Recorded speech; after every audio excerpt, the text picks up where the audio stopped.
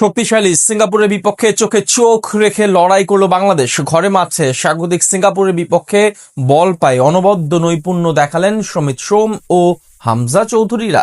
আক্রমণ পাল্টা আক্রমণে শ্বাসরুদ্ধকর লড়াইয়ে এশিয়ান কাপের বাছাই পর্বের ম্যাচটিতে শেষ হাসি কারা হাসল তার বিস্তারিত প্রতিবেদনে।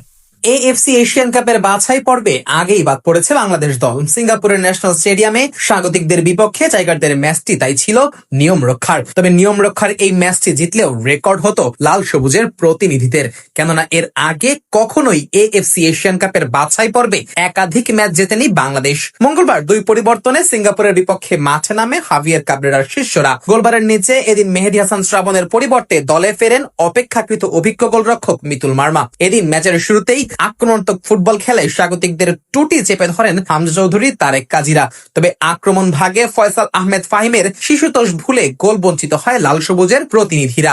ম্যাচের 15 মিনিটে সাদ উদ্দিনের দারুণ ক্রসে হেড করেন সমিত সোম। তবে সেই হেড লক্ষ্যভ্রষ্ট হওয়ায় হতাশ হন মাঠে উপস্থিত বাংলাদেশি ভক্ত সমর্থকেরা। এরপর ম্যাচের 20 মিনিটে গোলরক্ষকের সাথে হাত মেলাবার দূরত্ব থেকে সহজ সুযোগ মিস করেন স্বাগতিক স্ট্রাইকার ইকসান ফান্ডি। 3 মিনিট পর আবারও দারুণ এক ক্রস থেকে হেডারে গোল করতে ব্যর্থ হন হ্যারি স্টুয়ার্ট। এরপর ম্যাচের 24 মিনিটে দূরপাল্লার শটে সম্ভাবনা জাগান টাইগার অধিনায়ক সোহেল রানা। তবে সেই শট লক্ষ্যভ্রষ্ট হলে আশাহত হয় লাল সবুজের ভক্তরা। মুহুর্মুহুর আক্রমণে এ সময় সিঙ্গাপুরের রক্ষণে কাঁপন ধরায় টাইগাররা। 30 মিনিটে ফয়সাল আহমেদ ফাহিম আরো একটি দারুণ সুযোগ পান। তবে এ দফায়ও তিনি দূরপাল্লার লক্ষ্যভ্রষ্ট শটে গোল বঞ্চিত করেন দলকে। আর ম্যাচের স্রোতের বিপরীতে 31তম মিনিটে গোল খেয়ে বসেন সফরকারীরা।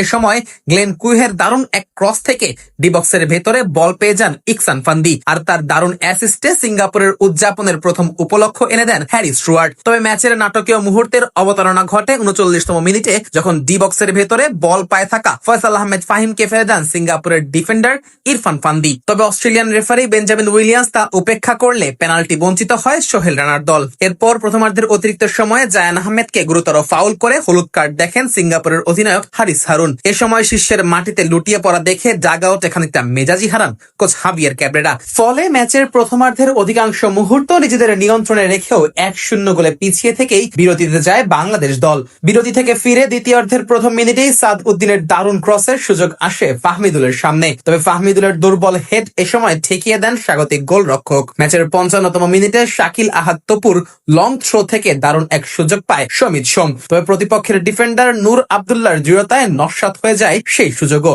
আর 75তম মিনিটে হামজা চৌধুরীর দূরপাল্লার শট লক্ষ্যভ্রষ্ট হলে পরাজয় নিয়েই মাঠ ছাড়তে হয় লাল সবুজের প্রতিনিধিদের।